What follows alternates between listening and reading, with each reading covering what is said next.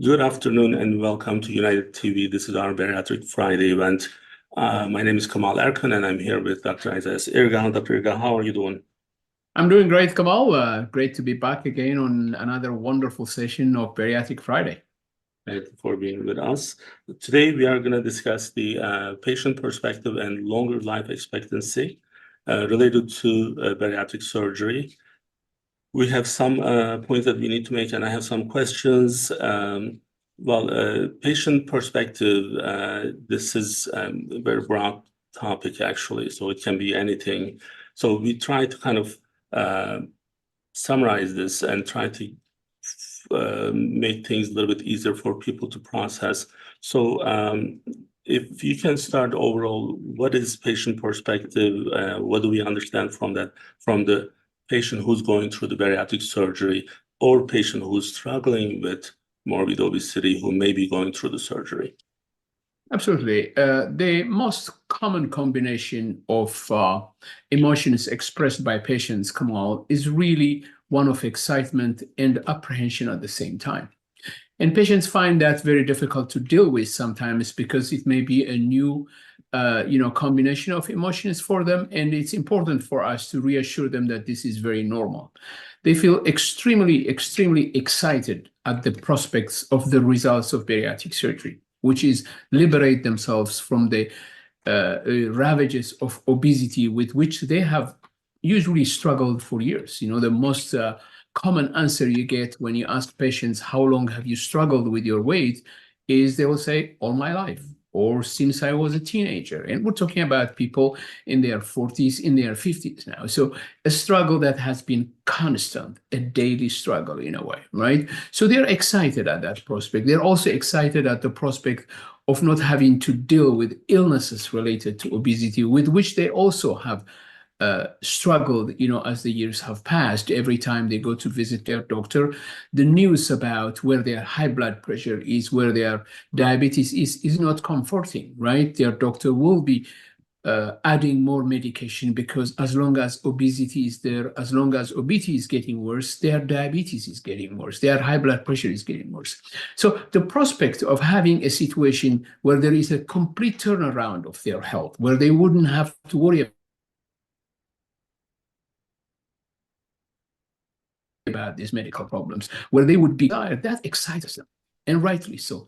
But at the same time, they know they're undergoing through surgery. And although for you and I, Kamal, who are extremely familiar with bariatric surgery, we know the high level of safety of bariatric surgery. We don't look at bariatric surgery just because we know that the safety level is so high, but Dr. Irgau, hold on one second. I think I don't know. For us, because we work day in and day out. Dr. Irgau, we are going in and out with the connection. I don't know if it's from your side or my really? side. Okay. Just want to make sure that I get some confirmation from our people here. We can probably continue, but I'll stop you if it comes. Absolutely. Absolutely. So, from our perspective as Okay, I think there is something happening. Healthcare workers involved in bariatric surgery. Still a problem? Is it my microphone, maybe, do you think? There is, it's going in and out, and what I'm trying to figure out if it's coming from you or me. So, okay, so I will look at my internet. Yes, my internet is good. It seems like it may be on your side, but I don't want to. I'm just going to check my internet, Kamal. Give me 1 second. Right. So while you are doing that,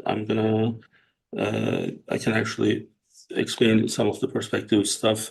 So what we see with our patients, when I look at the perspective, so usually my view is I'm looking at those patients in our case conferences when they come back second time, or when they drop out of the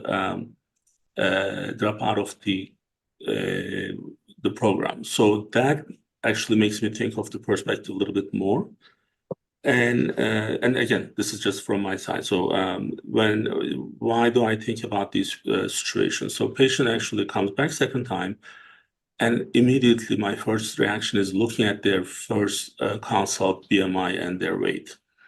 And, unfortunately, every time, almost no exception, 10 to 15% higher BMI from the last time they were with us. So this is kind of like, the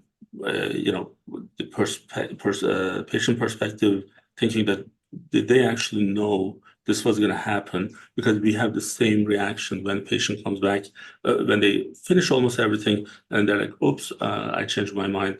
And then I'm not going to go through. And then again, immediately I'm like, well, she'll be back in 12 months and she'll be 15% heavier than she is right now. So can I stop this? That's my kind of like perspective on these issues.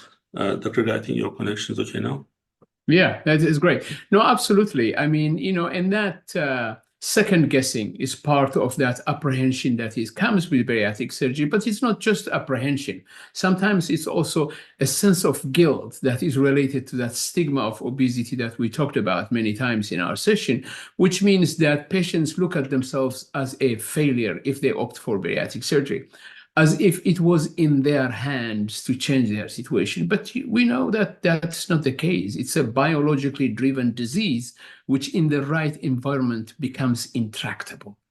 So that an individual at an individual level has less than 1% chance of getting rid of obesity by themselves once obesity gets to those levels, right? So, I can give you an example of a patient I saw today in my office about 8 to 9 months after bariatric surgery. That patient lost 175 pounds already, Kemal. And that patient now is going back and forth with his doctor because they're playing catch up with reducing medications. Every time they reduce the blood pressure medication, it needs to be reduced even more. So now, that person is not taking any blood pressure medications. The diabetes medications have been cut in a quarter of what they used to be. And that patient was using a CPAP machine every night for the last 20 years. Now they're not using the CPAP machine. They sleep so much better without it. Now, that patient is an attorney, come on, right? So somebody with high level of function and also education. Now, by the way, that person has offered very much to come in shows like this and share their experience because they want to make sure that patients also have that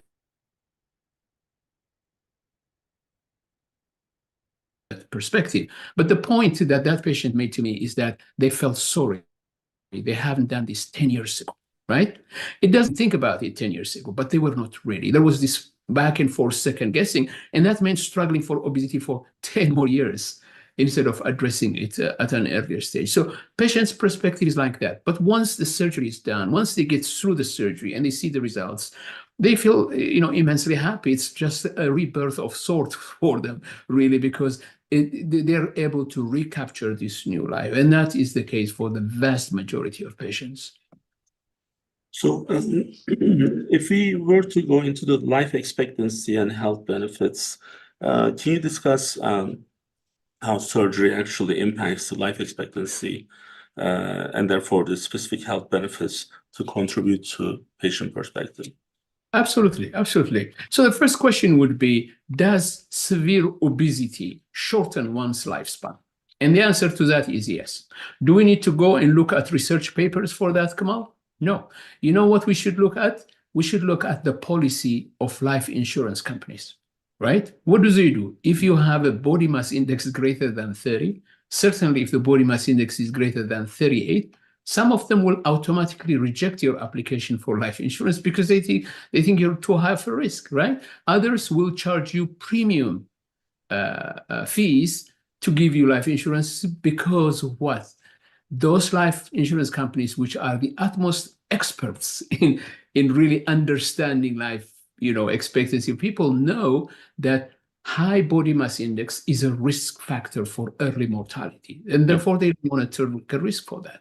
And I have had patients, Kemal, who told me plainly that their life insurance application has been rejected because of their body mass index. And these are patients with young families who absolutely need life insurance as a basic, part of their financial planning. So we know obesity cuts lives people short, right? The question now would be, if you get rid of obesity with bariatric surgery, do you see an improvement in life expectancy? And the answer to that is absolutely. And there have been several studies come out that have demonstrated this without any question. Studies showing that the mortality falls as much as 40% after people have lost enough weight, when they started from body mass indices, greater than 40 or so. There was a study at the Veterans Hospital System in the United States, which looked at outcome of bariatric surgery in Veterans Hospital patients who tend to be male, very high body mass index, central obesity, which means also the surgery itself is potentially high risk. And they demonstrated really much, much better life expectancy for those who undergone surgery compared to others. And then, of course, there is the classic Swedish obesity study, Kemal, where in Sweden, they actually prospectively studied. They followed patients, about 2,000 patients who underwent bariatric surgery, 2,000 patients with similar body mass index who didn't have bariatric surgery but had traditional treatments, and they followed them for up to 11 years. And they could see that the people who didn't have surgery were dying at a much higher rate compared to the ones who had surgery. So it means that bariatric surgery actually increased the life expectancy of these patients. More recently, there was a study in the state of New York looking at actuarial data and comparing that data with similarly matched patients who underwent bariatric surgery. And they could see that if you had bariatric surgery, you had actually extended your life by as much as 7 to 8 years, right? On average, which in terms of population differences, this is actually a huge gap, Kamal. So there is no question that bariatric surgery does increase life expectancy.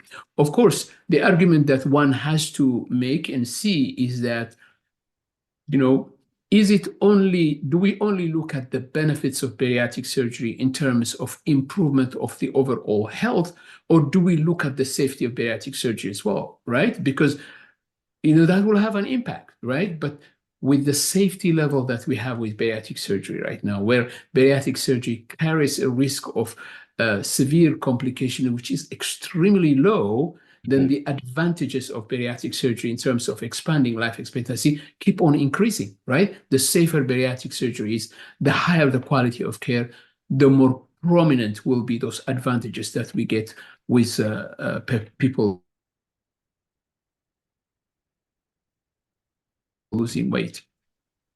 So let's talk about the challenges a little bit, and then again from the patient perspective and from the surgeon perspective. What are some the most biggest challenges you have ever encountered with the patients after the bariatric surgery? Yeah, absolutely. So I think bariatric surgery is clearly a life-changing process, right? Because daily life of a person who's had bariatric surgery is going to be different from their life before, right? This is obviously physically they are changing, right? They're losing weight. The way in which they have to eat is going to be different, right? There are certain foods that may be agreeable to them or not. They cannot go to foods just as something that they will go to because they are stressed, right? Because their ability to eat a certain amount of food is going to be limited, right? Relationship that they have with their loved ones, with their friends, with their community is also going to be different, right? So there are a number of challenges that require absolute preparation before bariatric surgery. And that is why we have this extensive preparation, because we want our patients to be prepared not only on how they have to eat, not only in understanding things like what is a protein, where do we find the highest level of protein, what is carbohydrate, what is fat, okay, and how much protein should I have, what are vitamins, what kind of vitamins should I have. Not only that, but we also have to prepare them at the fact that they will look at the mirror and they will be different, right? Drastically different within a short period of time. But also, they will be different also for their loved ones, right? And that may create its own dynamics as well. All those things have to be taken into account. Of course, one extremely important part of all this process also, Kamal, is to really work with our patients to really make sure they understand the indications for bariatric surgery in their setting, right? We're doing bariatric surgery because we are finding that their weight is too high, because they have developed diabetes, because they have high blood pressure. And we have to be able to really talk to them about alternatives as well. And that's what we do when we talk about the informed consent process, is to say, right, what are my alternatives to bariatric surgery? What are the risks and benefits of bariatric surgery in my individual setting, right? That's the question the patient wants to know. And that's where we have to come in and explain that. And they have to be absolutely comfortable, right? Mm-hmm. I saw a patient today come out that was a little bit on the fence about whether to do bariatric surgery or not. And she is in the process, right? But then she wants to take more time to think about it. She wants to try other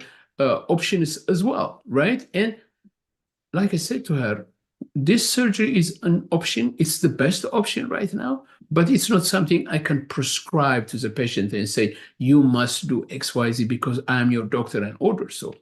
Because of the important changes that occur in an individual, a doctor, a bariatric surgeon has to work with the patient, and they both have to come to a consensus that that's the right thing to do. And for them to come to a consensus, the patient has to be comfortable. Now, granted, the vast majority of patients will have reached that point of understanding and acceptance when they come and see us, right? Mm-hmm. Because when the vast majority of patients, Kamal, as you know, will have thought about bariatric surgery for a long period of time before making that call or going to our website to make an appointment. In fact, on average, I think patients will have thought about bariatric surgery for 2 full years before they come to a conclusion that they need bariatric surgery. And those 2 years they are going back and forth, right? Talking to friends, doing research, coming to Bariatric Friday and listening to the two of us, talking about these issues. All that will help them mature the idea that bariatric surgery is not only important for them, but it may be the best and only option for them in terms of improving their health. On that, I'm going to ask you, what's the best outcome you have ever seen with someone that improved the most? And you were actually maybe even shocked. Yeah, I mean, one of the best recollections I have, Kamal, is with a patient of ours. So we are going through the storm. I believe that patient was he was in his mid-40s. What? Can you hear me? I think the Is connection. there a connection problem still? Yes, I think it's the storm, definitely. Okay. So I'm down in Newark. You are in probably North Bloomington. So, but I think it's fine. Okay. So the patient was, in his mid-40s, very high BMI, and they came to see us. And at that time, that patient could not really be active physically. And because of that, that patient was on disability. So they were on a Medicare disability and they couldn't work, right? One of the greatest news for me was when that patient a year later came to us and asked us to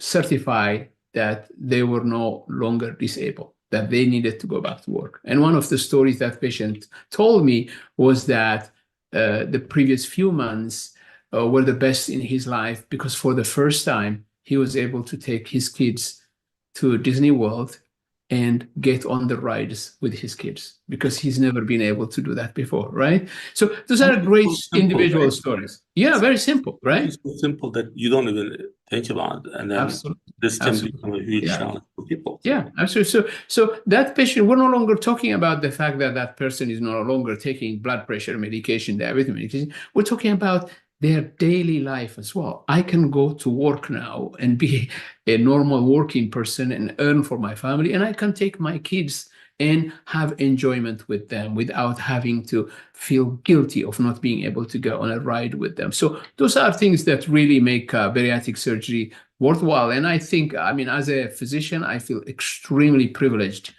to be in this field, Kamal, because it's extremely rewarding when day in and day out you hear stories like that from patients.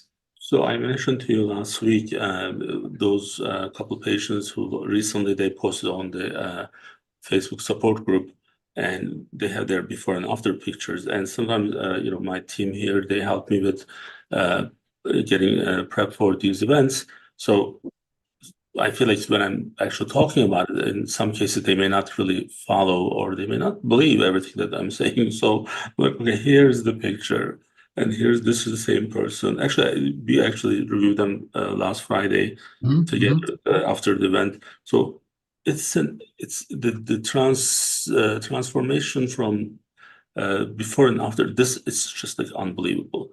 So I think it's so great that we are able to see that type of outcome, which comes with its own pros and cons, I guess, because they may have some other cosmetic issues, but we know that from the well-being standpoint, being healthier and being able to function, being able to do certain simple tasks in life, it's a life changer.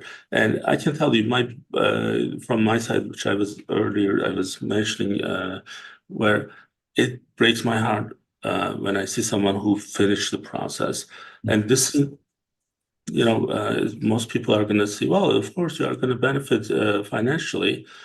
Well, we are going to do something financially. We are going to have that benefit from somewhere. Doesn't matter. But this is having a huge impact on someone else's life. So when I see the patient with BMI 52, finish cardiology, pulmonary, bariatrician, the EGD, and the psych, and this and that, and then boom, they are like, at the end, they are changing their mind. It's not about money anymore. Right. So this is about what's going to happen to this person, what's going to happen to her family or his family. So uh, that's why it's extremely important for us to kind of understand these issues so we can actually address them. And one of the greatest things that we were able to achieve in our program is we have designated care managers. And we have daily case conferences. Nowhere else in the United States, therefore I can say nowhere else in the world, in any of the bariatric program, there is no such a discipline on a daily basis for case conference. This is the only program which has that discipline. And anyone can challenge me with that. I'm ready. The reason for it is because we know that this is extremely important and serious. And we also know that patients are so fragile with the process. They can get overwhelmed, they can get frustrated, they can get confused. That's why we build the program the way that we have. And that's why probably our outcome is much better than anywhere else. And also that's why our dropout ratio is a lot smaller than industry. So that's why patients should come in and get seen, start the process. Now, look, if someone is able to achieve the results with diet and exercise, be my guest. And then we are not saying that there won't be some miracles. There will be. Again, it's a miracle. It's a miracle. So it's just 1 in 10,000 may happen. But what we know here is this is the way to, this is the most effective tool. Therefore, this is the most efficient way to get to the result where you don't actually have to worry about going through a process that's going to make it almost impossible for you to finish. So, anything else, Dr. Irgau, from the psychological and emotional standpoint, in terms of the how patients are making those adjustments, pre and post surgical? Any recommendations you can make for them if they're not coming to our Yeah. I mean, support groups? yeah. I mean, the vast majority of patients are actually additional issues that could arise afterwards, but it doesn't mean that there aren't patients that struggle. There are, and the most important thing is we know that. And if we know, it means we are prepared. And who is fairly recent from surgery, and then time of surgery, loss of a loved one as well.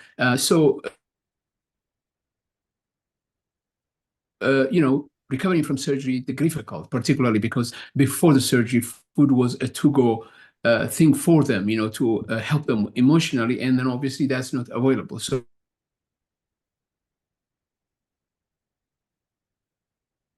being ready for, to email Dana at United Medical to get us help from the social workers as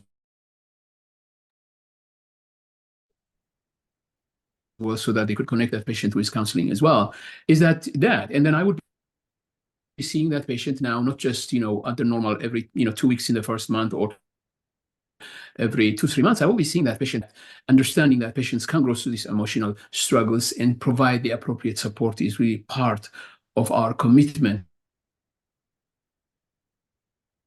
And as you were saying, to them, so obviously we are there for them. As you were saying, the social workers actually is a great addition from our accountable care organization. So Yep. We actually we have seen the benefit of having those resources on board with us. So then, because the challenges are not limited with the process itself, there's other things, access, understanding their insurance, even like transportation can be a big problem for many of them. And then many of the patients don't know that there are benefits, including Medicaid and Medicaid managed cares. There are transportation benefits. It's just like it's an education that they need to provide, which our social workers are doing. So there are so many different things that we have, and therefore, it's one, like, again, this is one of those broader ones, so that it's really it's important for us to hear everything from the patient so we can address them. So if they're communicating with us, there's always some solution. So Dr. Irgau, because of the way that our technical situation, so I would like to actually, and we were going to wrap up anyway, so I think we are good for today, because I'm going to repeat this one in a couple of weeks anyway, a couple of months anyway.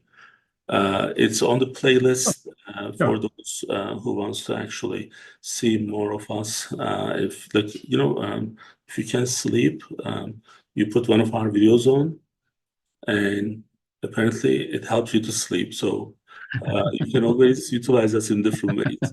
So again, thank you so much for joining me, and we'll be back next week with another event. We'll see you guys soon.